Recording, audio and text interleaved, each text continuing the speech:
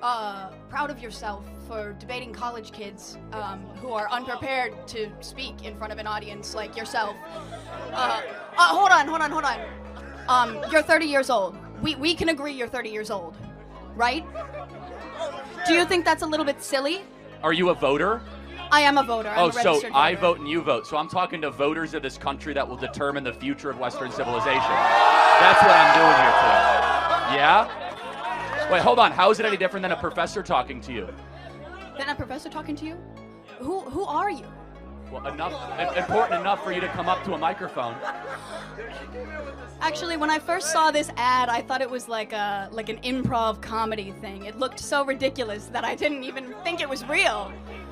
Well, no, you could see. Look how popular Trump is on your campus. How does that make you feel? That's not comedy. That is a 5-alarm fire for Kamala Harris because she's probably going to lose Pennsylvania. Look. But no, I just want to be clear. Is there something wrong with talking to voters? No, there's nothing wrong with talking. Well, that's to what voters. We're doing here today. It's an open mic. I think that you push a dangerous agenda. Such as?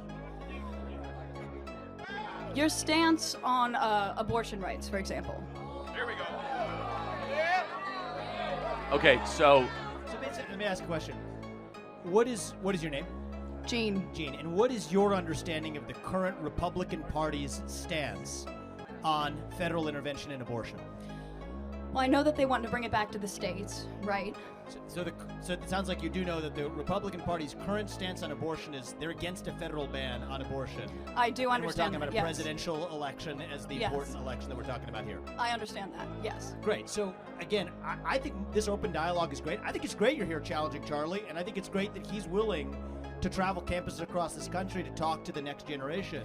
We need more conversation. Now, where's the disagreement, though, on content? Because you could criticize style or why you're talking to people or dunk on someone personally, but where do you actually disagree with substance? With the way that you edit content and specifically frame it so that people look bad talking to you.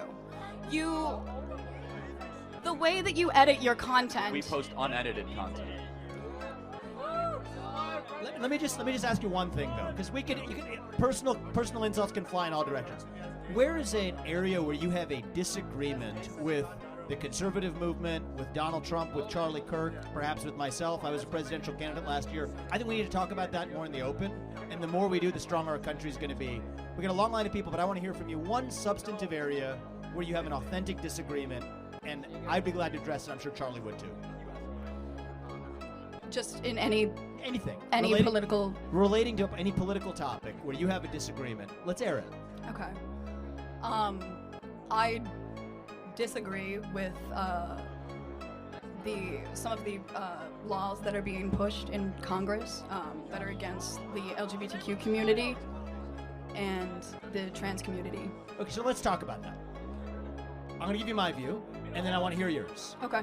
My view is that if you're a fully grown adult, 18 or above, you're free to live how you want, dress how you want, marry who you want if you want, if you're over the age of 18. I agree. But you are not free to indoctrinate children in schools who are not yet of the age of consent. You are not free, just as you're a 17-year-old or a 15-year-old can't get a tattoo on their own, I don't think that you should be able to go or until the age of 18. And so the lines that I draw here is that men are free to claim to be women and swim in swimming pools. You're not free to claim trophies in a women's sports competition. You're not free to enter a women's locker room. You're not free to change a language, and you're not free to actually indoctrinate our children who are under the age of 5 in schools.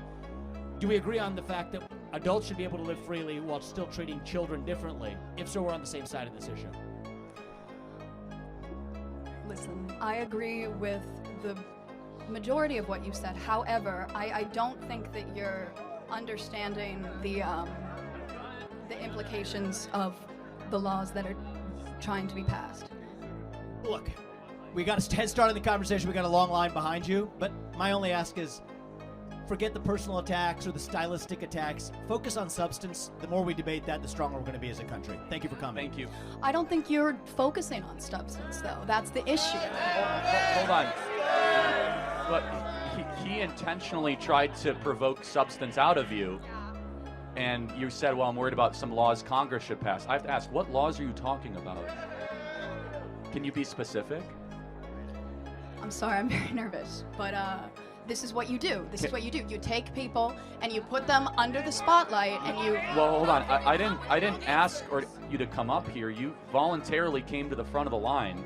You didn't have to do that. You're purposely antagonizing people on campus, asking How? people to come up by spreading your weird agenda. How? What agenda is that? I'm confused though. So Charlie, I'll say this. We'll end on this and we'll go to the next question. When I was 18, and I'm not going to blame you for this, I also took for granted a lot of the stuff that the media force-fed me, because that's what you know at the age of 18. You say there are some vague laws making their way through Congress that are hostile to trans community. Know how? I don't think those laws actually about, exist, but I don't blame you if that's me. what the cable media is feeding you.